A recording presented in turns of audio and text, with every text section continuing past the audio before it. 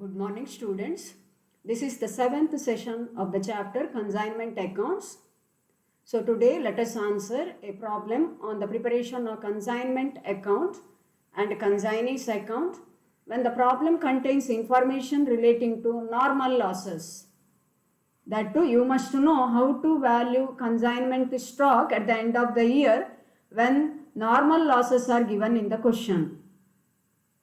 Hope you know that consignment stock at the end of the year must be valued by applying a formula when you have normal losses in the question.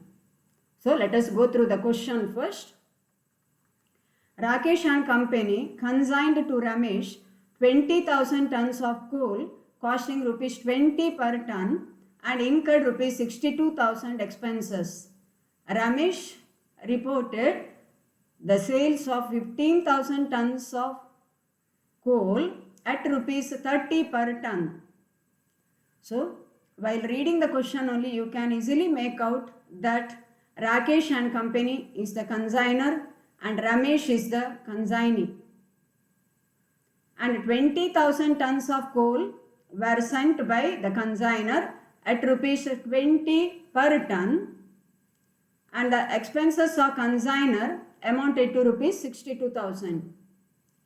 Then consignee Ramesh reported that he has sold 15,000 tons of coal at rupees 30 per ton. Let us go through the further information. The expenses incurred by Ramesh were sales expenses rupees 2,000 and insurance rupees 1,000. He is entitled to a commission of 5% on sales. The consignee enclosed a bill for the amount due and reported a shortage of weight of 200 tons on the whole consignment. So here you get information relating to normal losses. Normal losses means losses that occur normally due to certain causes like evaporation or loading and unloading, or due to shrinkage, breakage, or these losses may occur during the process of drying, dusting, weighing, and so on. So here the problem gives you information relating to normal losses, that too while weighing the coal sent by the consignor, consignee found normal loss of 200 tons of coal. During the process of weighing coal, he found that there was a shortage of 200 tons of coal. Normal loss ಬಂದಿದೆ ಕನ್ಸೈನಿಗೆ ಕೋಲನ್ನು weight ಮಾಡುವಾಗ, measurement ಮಾಡುವಾಗ, ತೂಕ ಮಾಡುವಾಗ 200 ಟನ್ಸಿನಷ್ಟು ಕೋಲ್ ಕಡಿಮೆ ಬಂದಿದೆ. Weighing ಪ್ರೊಸೆಸ್ಸಲ್ಲಿ ತೂಕಕ್ಕೆ ಹಾಕಿದ ಸಂದರ್ಭದಲ್ಲಿ ಇಷ್ಟು ಟನ್ಸ್ ಆಫ್ ಕೋಲ್ ಕಡಿಮೆ ಬಂದಿದೆ ಅಂದರೆ ನಾರ್ಮಲ್ ಲಾಸ್ ಆಗಿದೆ. Normal losses are unavoidable losses. They cannot be insured also and they are expected losses. Normal ಲಾಸಸ್ಸಿನ ಬಗ್ಗೆ ನಾನು ಮೊದಲೇ ಹೇಳಿದ್ದೇನೆ ನಿಮಗೆ ಹಿಂದಿನ ವಿಡಿಯೋ ಲೆಕ್ಚರ್ಗಳಲ್ಲಿ. ಸೊ ಯಾವಾಗ ಪ್ರಾಬ್ಲಮಲ್ಲಿ ನಾರ್ಮಲ್ ಲಾಸ್ ಇದೆ ನೋಡಿ, ಆಗ ಕನ್ಸೈನ್ಮೆಂಟ್ ಸ್ಟಾಕನ್ನು ವರ್ಷದ ಎಂಡಿಗೆ ನೀವು ವ್ಯಾಲ್ಯೂ ಮಾಡುವಾಗ ಫಾರ್ಮುಲಾವನ್ನು ಹಾಕಬೇಕಾಗ್ತದೆ. Valuation of closing stock of ಕನ್ಸೈನ್ಮೆಂಟಿಗೆ ನಾರ್ಮಲ್ ಲಾಸನ್ನು ರೆಕಾರ್ಡ್ ಮಾಡಲಿಕ್ಕೆ ಅಂತೇಳಿ ಕನ್ಸೈನ್ಮೆಂಟಲ್ಲಿ ಸಪರೇಟ್ ಜರ್ನಲ್ ಎಂಟ್ರಿ ನಾವು ಬರೆಯುವುದಿಲ್ಲ. ಸಪರೇಟ್ ಜರ್ನಲ್ ಎಂಟ್ರಿ ಇಲ್ಲ ನಾರ್ಮಲ್ ಲಾಸಿಗೆ. Normal loss is brought into account in consignment account by adjusting the amount while valuing the consignment stock. Consignment ಸ್ಟಾಕನ್ನು ವ್ಯಾಲ್ಯೂ ಮಾಡುವಾಗ ನಾವು ನಾರ್ಮಲ್ ಲಾಸನ್ನು ಕನ್ಸಿಡರ್ ಮಾಡಿಕೊಂಡು ಅದನ್ನು ವ್ಯಾಲ್ಯೂ ಮಾಡ್ತೇವೆ. ಅಂದರೆ ಇಂಡೈರೆಕ್ಟ್ ಆಗಿ ನಾರ್ಮಲ್ ಲಾಸಿಗೆ ಎಂಟ್ರಿ ಬರೀತೇವೆ ಬುಕ್ಕಲ್ಲಿ, ಡೈರೆಕ್ಟ್ ಆಗಿ ಎಂಟ್ರಿ ಬರೀಲಿಕ್ಕೆ ಇಲ್ಲ. ಸೊ ಕನ್ಸೈನ್ಮೆಂಟ್ ಸ್ಟಾಕ್ ಎಷ್ಟಿದೆ ಅಂತೇಳಿ ನೋಡಿ at the end of the year. ಇಲ್ಲಿ ಪ್ರಾಬ್ಲಮ್ ಓದುವಾಗ ನಿಮಗೆ ಗೊತ್ತಾಗ್ತದೆ. 20,000 tons of coal were sent. 20,000 tons of coal ಕಳಿಸಿಕೊಟ್ಟಿದ್ದಾರೆ ಕನ್ಸೈನರ್. ಅದರಲ್ಲಿ 15,000 ಟನ್ಸ್ ವರ್ ಸೋಲ್ಡ್. 20,000ಅಲ್ಲಿ 15,000 ಮೈನಸ್ ಮಾಡಿದರೆ ಉಳಿದದ್ದು 5,000 ಟನ್ಸ್. ಆ 5,000 ಟನ್ಸಲ್ಲಿ ಅವರು ಹೇಳ್ತಾರೆ ಇಲ್ಲಿ consignee reported a shortage of weight of 200 tons on the whole consignment ಅಂತೇಳಿ. ನಾರ್ಮಲ್ ಲಾಸ್ ಆಗಿದೆ 200. ಸೊ 5000 ಇಂದ 200 ಹೋದರೆ ಉಳಿದದ್ದು ಕೋಲ್ ಕನ್ಸೈನ್ಮೆಂಟ್ ಸ್ಟಾಕಲ್ಲಿ ಇರುವಂಥದ್ದು 4800 ಟನ್ಸ್ ಆಗ್ತದೆ. 20,000 ಮೈನಸ್ 15,000 ಮೈನಸ್ 200 ಅಂದರೆ 4800 ಟನ್ಸಿನಷ್ಟು ಕೋಲ್ ಕ್ಲೋಸಿಂಗ್ ಸ್ಟಾಕಲ್ಲಿ ಇದೆ. ಅದನ್ನು ಈಗ ನಾವು ವ್ಯಾಲ್ಯೂ ಮಾಡಬೇಕು. ಲಾಸ್ಟ್ ಪ್ರಾಬ್ಲಮಲ್ಲಿ ಸಹ ನಾನು ಹೇಳಿದೆ, ಕನ್ಸೈನ್ಮೆಂಟ್ ಸ್ಟಾಕ್ ಇದ್ದರೆ ಮಾತ್ರ ಅದನ್ನು ವ್ಯಾಲ್ಯೂ ಮಾಡೋದು. ಲಾಸ್ಟ್ ಪ್ರಾಬ್ಲಮಲ್ಲಿ ಕನ್ಸೈನ್ಮೆಂಟ್ ಸ್ಟಾಕ್ ಇರಲಿಲ್ಲ, ನಮಗೆ ಎಲ್ಲ ಗೂಡ್ಸ್ ಮಾರಾಟ ಆಗಿತ್ತು. ಇಲ್ಲಿ ಎಲ್ಲ ಗೂಡ್ಸ್ ಮಾರಾಟ ಆಗಲಿಲ್ಲ, ನಾರ್ಮಲ್ ಲಾಸಸ್ ಇದೆ. ಸೊ ಕನ್ಸೈನ್ಮೆಂಟ್ ಸ್ಟಾಕಿನ ವ್ಯಾಲ್ಯೂ ಫೈಂಡ್ ಔಟ್ ಮಾಡಬೇಕು. ಫೈಂಡ್ ಔಟ್ ಮಾಡಬೇಕಾದ್ರೆ you will apply this formula. Normal loss ಇದ್ದಾಗ ಮಾತ್ರ ಈ ಫಾರ್ಮುಲಾವನ್ನು ಹಾಕಿ ಕನ್ಸೈನ್ಮೆಂಟ್ ಸ್ಟಾಕನ್ನು ಕ್ಲೋಸಿಂಗ್ ಸ್ಟಾಕನ್ನು ವ್ಯಾಲ್ಯೂ ಮಾಡಬೇಕು. What is the formula? Formula goes like this: total cost of goods sent plus non recurring expenses divided by total quantity of goods sent minus quantity of normal loss into quantity of unsold stock in hand. ಹಿಂದಿನ video ಲೆಕ್ಚರಲ್ಲಿ ಹೇಳಿದ್ದೇನೆ ನಾನು ಈ ಫಾರ್ಮುಲಾದ ಬಗ್ಗೆ. So let us substitute the amount in this formula. ನಾವು total cost of goods sent ಎಷ್ಟು ನೋಡಿ, 20,000 ಟನ್ಸ್ 20 ಪರ್ ಟನ್ನಿನಾಗೆ ಕಳಿಸಿಕೊಟ್ಟಿದ್ದಾರೆ. ಸೊ 20,000 ಇಂಟು 20 ಅಮೌಂಟ್ ಸಿಗ್ತದೆ ನಿಮಗೆ. Plus non recurring expenses. Non recurring expenses consignor ಇದು 62,000 ಇದೆ, ಕನ್ಸೈನಿ ಅದು ಇಲ್ಲ ಈ ಪ್ರಾಬ್ಲಮಲ್ಲಿ. ಸೊ 62,000 ಮಾತ್ರ ಆ್ಯಡ್ ಮಾಡಿ, divided by total quantity of goods sent 20,000 tons were sent. So 20,000 minus quantity of normal loss. Normal loss ಎಷ್ಟು ಅಂತೇಳಿ ಹೇಳಿದ್ದಾರೆ ಇಲ್ಲಿ, 200 ಟನ್ಸ್ ಅಂತೇಳಿ. ಸೊ 20,000 ಮೈನಸ್ 200 ಅಂದರೆ 19,800 ಆಯಿತು.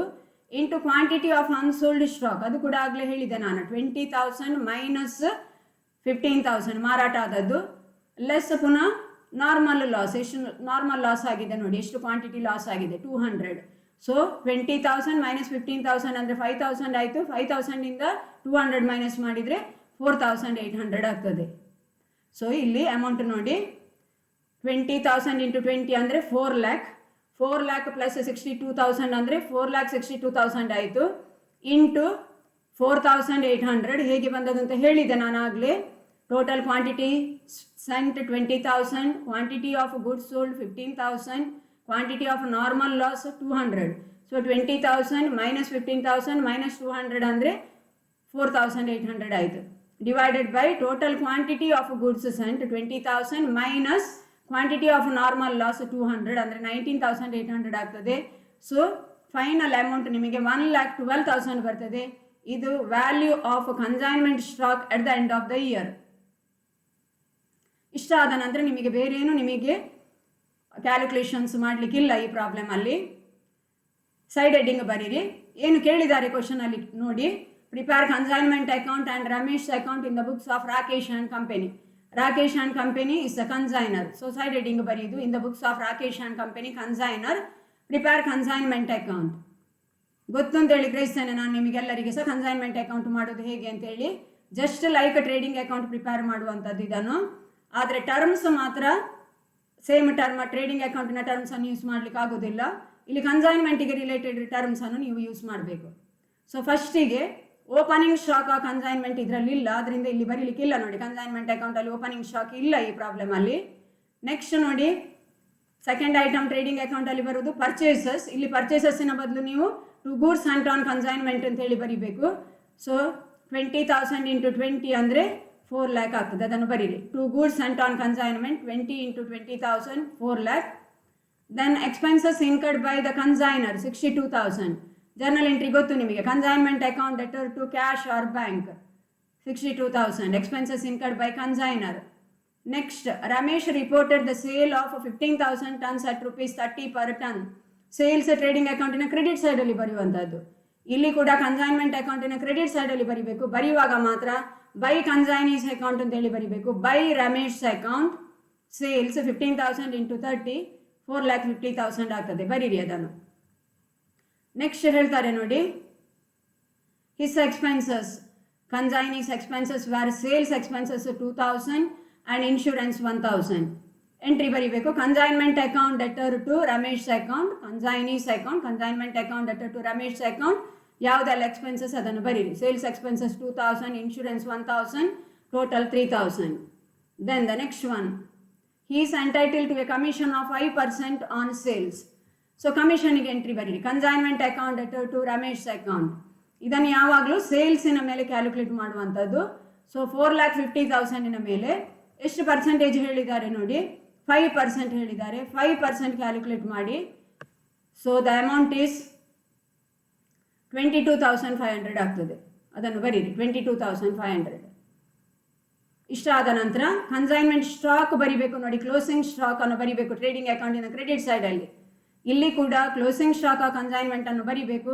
ಕನ್ಸೈನ್ಮೆಂಟ್ ಅಕೌಂಟಿನ ಕ್ರೆಡಿಟ್ ಸೈಡಲ್ಲಿ ನಾವು ಫೈಂಡ್ ಔಟ್ ಮಾಡಿದ ಅಮೌಂಟ್ ಇದೆ 1,12,000. ಅದನ್ನು ಬರೀರಿ ಈಗ. By consignment stock account credit ಸೈಡಲ್ಲಿ ಕನ್ಸೈನ್ಮೆಂಟ್ ಅಕೌಂಟಿನ 1,12,000. ಇಷ್ಟ ಆದ ಮೇಲೆ ಇದನ್ನು ಟೋಟಲ್ ಮಾಡಿ. ಟೋಟಲ್ ಮಾಡುವಾಗ ಕ್ರೆಡಿಟ್ ಸೈಡ್ ಟೋಟಲ್ ಜಾಸ್ತಿ ಇದೆ, 5,62,000. Same total you write on the debit side. Find out the balancing figure. This is nothing but consignment profit 74,500. ಇದನ್ನು ಪ್ರಾಫಿಟ್ ಆ್ಯಂಡ್ ಲಾಸ್ ಅಕೌಂಟಿಗೆ ಟ್ರಾನ್ಸ್ಫರ್ ಮಾಡಿ. To profit and loss account balancing figure. It is nothing but consignment profit. ಎಲ್ಲರಿಗೂ ಗೊತ್ತು ನಿಮಗೆ consignment account ಮಾಡುವಂಥದ್ದು consignment profit ಅಥವಾ ಲಾಸನ್ನು find out ಮಾಡಲಿಕ್ಕೆ. ಸೊ ಈ ಪ್ರಾಬ್ಲಮಲ್ಲಿ ನಮಗೆ ಪ್ರಾಫಿಟ್ ಸಿಕ್ಕಿದೆ, that is 74,500. that must be transferred to profit and loss account. Now you are asked to prepare Ramesh account. Consignee account ಅನ್ನು ಮಾಡಲಿಕ್ಕೆ ಹೇಳಿದ್ದಾರೆ. Prepare Ramesh account. ಫಸ್ಟಿಗೆ ಇಲ್ಲಿ ಕನ್ಸೈನ್ಮೆಂಟ್ ಅಕೌಂಟ್ ಅನ್ನು ನೋಡಿ. ಇಲ್ಲಿ ಯಾವ ಯಾವ ಜರ್ನಲ್ ಎಂಟ್ರಿಯಲ್ಲಿ ನಿಮಗೆ ರಮೇಶ್ ಅಕೌಂಟ್ ಸಿಗ್ತದೆ ನೋಡಿ, ಆ ಎಂಟ್ರಿಯನ್ನು ಫಸ್ಟಿಗೆ ಪೋಸ್ಟ್ ಮಾಡಿ. ಗೋ ಥ್ರೂ ದ ಅಕೌಂಟ್ ನಾವು. Consignment account. Consignment account debtor to goods and on consignment. ಇಲ್ಲಿ ರಮೇಶ್ ಅಕೌಂಟ್ ಬರಲಿಲ್ಲ, leave it. Consignment account debtor to bank account. ಇಲ್ಲಿ ಕೂಡ ರಮೇಶ್ ಅಕೌಂಟ್ ಬರಲಿಲ್ಲ, ಬಿಟ್ಟುಬಿಡಿ ಅದನ್ನು. ನೆಕ್ಸ್ಟ್ ನೋಡಿ, consignment account debtor to Ramesh account. Expenses incurred by consignee 3,000. ಇದನ್ನು ಪೋಸ್ಟ್ ಮಾಡಿ. Consignment account debtor to Ramesh account. Ramesh account credited by consignment. Expenses ಯಾವುದು 3,000. ಸಪರೇಟ್ ಆಗಿ ಬರೆಯೋದಿದ್ರೆ ಇನ್ನರ್ ಕಾಲಮಲ್ಲಿ ಬರೀಬೋದು ನೀವು. ಸೇಲ್ಸ್ ಎಕ್ಸ್ಪೆನ್ಸಸ್ 2,000 ಮತ್ತು ಇನ್ಶೂರೆನ್ಸ್ 1,000, ಟೋಟಲ್ 3,000 ಅಂತೇಳಿ ಔಟರ್ ಕಾಲಮಿಗೆ ಬರೀಬೋದು. ಹಾಗೆ next one, consignment account debtor to Ramesh account ಕಮಿಷನಿಗೆ. So consignment account debtor to Ramesh account 3,000 ಅಲ್ಲ, ಅಮೌಂಟ್ ಎಷ್ಟು 22,500. ಕಮಿಷನ್ ಅಮೌಂಟ್ 22,500 ಅದು.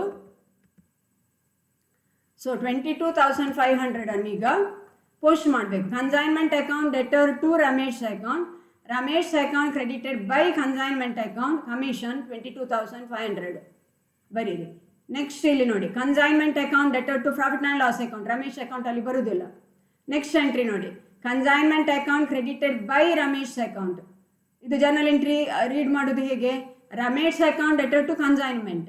ಸೊ ಪೋಸ್ಟ್ ಮಾಡಿ ಅದನ್ನು. Ramesh account debtor to consignment account sales 4,50,000. Next ಇದು consignment stock account debtor to consignment account. Consignment account credited by consignment stock ಅಂತೇಳಿ ಬಂದಿದೆ.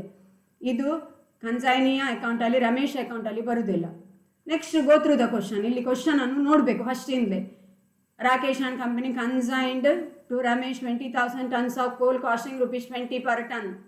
ಇದಕ್ಕೆ consignee ಅಕೌಂಟಲ್ಲಿ ಎಂಟ್ರಿ ಬರುವುದಿಲ್ಲ. ಕನ್ಸೈನರ್ ಖರ್ಚು ಮಾಡಿದಾಗ ಕನ್ಸೈನಿ ಅಕೌಂಟಲ್ಲಿ ಎಂಟ್ರಿ ಬರುವುದಿಲ್ಲ. ನೋಡಿ ಆಗಿದೆ ನಮಗೆ ಆಗಲೇ. ಸೇಲ್ಸ್ ಬರ್ದಾಯಿತು, ಎಕ್ಸ್ಪೆನ್ಸಸ್ ಇನ್ಕರ್ಡ್ ಬೈ ರಮೇಶ್ ಬರ್ದಾಯಿತು, ಕಮಿಷನ್ ಡ್ಯೂ ಟು ಕನ್ಸೈನಿ ಅದು ಕೂಡ ಬರ್ದಾಯಿತು. ನೆಕ್ಸ್ಟ್ ಅಡ್ವಾನ್ಸ್ ಮನಿ ಏನು ಸಹ ರಿಸೀವ್ ಆದದ್ದು ಹೇಳಲಿಲ್ಲ. ಇಲ್ಲಿ ಕೊನೆಗೆ ಹೇಳ್ತಾರೆ, the consignee enclosed a bill for the amount due. Consignee ಅಕೌಂಟನ್ನು ನಾವು ಯಾವಾಗಲೂ ಮಾಡೋದು ಯಾಕೆ ಅಂತ ಹೇಳಿದರೆ, what amount is due from the consignee or what amount is due to the consignee ಅಂತ ಹೇಳೋದನ್ನು ಫೈಂಡ್ ಔಟ್ ಮಾಡಲಿಕ್ಕೆ. ಕನ್ಸೈನಿಂದ ಹಣ ಬರಲಿಕ್ಕೆ ಉಂಟಾ ಅಥವಾ ಕನ್ಸೈನಿಗೆ ಹಣ ಕೊಡಲಿಕ್ಕೆ ಉಂಟಾ ಅಂತೇಳಿ ನೋಡಲಿಕ್ಕೆ ಕನ್ಸೈನಿ ಅಕೌಂಟನ್ನು ಮಾಡುವಂಥದ್ದು. ಸೊ ಇಲ್ಲಿ ಫೈನಲ್ ಬ್ಯಾಲೆನ್ಸಿಂಗ್ ಫಿಗರ್ ನೋಡಿ, ಇಷ್ಟು ಅಮೌಂಟ್ 4,24,500ನಷ್ಟು ಅಮೌಂಟ್ ಕನ್ಸೈನಿಯಿಂದ ಬರಲಿಕ್ಕೆ ಬಾಕಿ ಇದೆ. ಆ ಅಮೌಂಟನ್ನು ನಾವು ರಿಸೀವ್ ಮಾಡಿದೆ ಅಂತೇಳಿ ಹೇಳಿದರೆ ಇಲ್ಲಿ ಹೇಳ್ತಾರೆ ಏನು ಅಂತೇಳಿ ಹೇಳ್ತಾರೆ. ಇಲ್ಲಿ ಕ್ವಶನಲ್ಲಿ ನೋಡಿ ಅಂತೆ, ಇಲ್ಲಿ ಹೇಳ್ತಾರೆ ನೋಡಿ, consignee enclosed bill for the amount due. Amount ಎಷ್ಟು ಬರಲಿಕ್ಕೆ ಬಾಕಿ ಉಂಟು ಅದಕ್ಕೆ ಅವನು ಬಿಲ್ ಆಫ್ ಎಕ್ಸ್ಚೇಂಜ್ ಅನ್ನು ಕೊಡ್ತಾನೆ. ಬಿಲ್ಸ್ ರಿಸೀವೇಬಲ್ ಅನ್ನು ಅವನು ಆಕ್ಸೆಪ್ಟ್ ಮಾಡಿದ್ದಾನೆ ಅಂತೇಳಿ ಹೇಳ್ತಾರೆ. ಕೆಲವು ಸಲ consignee paid the amount by cheque ಅಂತೇಳಿ ಹೇಳ್ಬೋದು, ಅಥವಾ ಕನ್ಸೈನಿ ಅನ್ಕ್ಲೋಸ್ಡ್ ಬ್ಯಾಂಕ್ ಡ್ರಾಫ್ಟ್ ಅಂತೇಳಿ ಹೇಳ್ಬೋದು. Depending upon the information given in the question ನೀವು ಎಂಟ್ರಿ ಬರಿಬೇಕು. ಕೆಲವು ಸಲ ಇದರ ಬಗ್ಗೆ ಅಮೌಂಟ್ ಕೊಟ್ಟದ್ರ ಬಗ್ಗೆ ಮಾಹಿತಿಯೇ ಇರಲಿಕ್ಕಿಲ್ಲ, ಏನು ಹೇಳಲಿಕ್ಕಿಲ್ಲ, ಪ್ರಿಪೇರ್ ಕನ್ಸೈನೀಸ್ ಅಕೌಂಟ್ ಅಂತೇಳಿ ಮಾತ್ರ ಹೇಳ್ಬೋದು. ಆಗ ಇಲ್ಲಿ ಬಂದ ಬ್ಯಾಲೆನ್ಸಿಂಗ್ ಫಿಗರನ್ನು ಬೈ ಬ್ಯಾಲೆನ್ಸ್ ಕ್ಯಾರಿ ಡೌನ್ ಅಂತೇಳಿ ಬರಿಬೇಕಾಗ್ತದೆ. ನಾವು ಹಣ ಬರಲಿಕ್ಕೆ ಬಾಕಿ ಉಂಟು ಅಂತೇಳಿ, ಹಣ ಬಂದರೆ ಬಂದಿದೆ ಅಂತೇಳಿ ಎಂಟ್ರಿ ಬರಿಬೇಕು, ಬೈ ಕ್ಯಾಶ್ ಅಂತೇಳಿ ಬರಿಬೇಕಾಗ್ತದೆ. ಬ್ಯಾಂಕ್ ಡ್ರಾಫ್ಟ್ ಚೆಕ್ ಎಲ್ಲ ರಿಸೀವ್ ಮಾಡಿದರೆ ಬೈ ಬ್ಯಾಂಕ್ ಅಂತೇಳಿ ಬರಿಬೇಕು. ಇಲ್ಲಿ ಬಿಲ್ಸ್ ರಿಸೀವೇಬಲ್ ಅನ್ನು ರಿಸೀವ್ ಮಾಡಿದ್ದೇವೆ ಅಂತೇಳಿ ಹೇಳಿದ್ದಾರೆ ಪ್ರಾಬ್ಲಮಲ್ಲಿ. ಆದ್ದರಿಂದ ಈ ಬ್ಯಾಲೆನ್ಸಿಂಗ್ ಫಿಗರಿಗೆ ನೀವು ಬೈ ಬಿಲ್ಸ್ ರಿಸೀವೇಬಲ್ ಅಕೌಂಟ್ ಅಂತೇಳಿ ಬರೀರಿ. ಬ್ಯಾಲೆನ್ಸಿಂಗ್ ಫಿಗರ್ ನೋಡಿ ಎಷ್ಟು ಅಂತೇಳಿ 4,24,500 ಬರ್ತದೆ, ಅದನ್ನು ಬರೀರಿ. ನಂತರ ಟೋಟಲ್ ಮಾಡಿ ಪ್ರಾಬ್ಲಮನ್ನು ಅಲ್ಲಿಗೆ ಎಂಡ್ ಮಾಡೋದು ನಾವು. ಈ ಪ್ರಾಬ್ಲಮಲ್ಲಿ ನಮ್ಮಲ್ಲಿ 2 ಅಕೌಂಟ್ ಮಾತ್ರ ಕೇಳಿದ್ದಾರೆ, ಲೆಡ್ಜರ್ ಅಕೌಂಟ್ಸ್. 12 ಮಾರ್ಕ್ಸ್ ಕ್ವಶನ್ ಇದು from the question paper. So ಈ ಪ್ರಾಬ್ಲಮನ್ನು ನಿಮ್ಮ ನೋಟ್ಬುಕ್ಕಲ್ಲಿ ನೀಟಾಗಿ ಬರೀರಿ. Try to answer similar types of questions. So normal loss ಇರುವಾಗ ಕನ್ಸೈನ್ಮೆಂಟ್ ಸ್ಟಾಕನ್ನು ವ್ಯಾಲ್ಯೂ ಮಾಡಲಿಕ್ಕೆ ಈ ಫಾರ್ಮುಲಾವನ್ನು ಅಪ್ಲೈ ಮಾಡಬೇಕು, ಹೇಳಿದ್ದೆ ನಾನು ಹಿಂದಿನ ವಿಡಿಯೋ ಲೆಕ್ಚರಲ್ಲಿ. ಅದೇ ಅಬ್ನಾರ್ಮಲ್ ಲಾಸ್ ಇದ್ದಾಗ ವ್ಯಾಲ್ಯೂಯೇಷನ್ ಆಫ್ ಕನ್ಸೈನ್ಮೆಂಟ್ ಸ್ಟಾಕಿಗೆ ಫಾರ್ಮುಲಾ ಇಲ್ಲ, ಪ್ರೊಸೀಜರ್ ಬೇರೆ ಇರ್ತದೆ. ಆ ಟೈಪಿನ ಪ್ರಾಬ್ಲಮ್ಸ್ ಹಿಂದೆ ಒಂದು ಪ್ರಾಬ್ಲಮ್ ಆನ್ಸರ್ ಮಾಡಿದ್ದೆವು ನಾವು. ಸೊ ನೆಕ್ಸ್ಟ್ ಪ್ರಾಬ್ಲಮಲ್ಲಿ ಅಬ್ನಾರ್ಮಲ್ ಲಾಸ್ ಇರುವಾಗ ವ್ಯಾಲ್ಯೂಯೇಷನ್ ಆಫ್ ಕನ್ಸೈನ್ಮೆಂಟ್ ಸ್ಟಾಕ್ ಹೇಗೆ ಅಂತೇಳಿ ನೋಡುವ. ಇನ್ನು ಕೆಲವು ಪ್ರಾಬ್ಲಮ್ಸನ್ನು ಆನ್ಸರ್ ಮಾಡುವ. Okay students, hope you have understood. Thank you so much.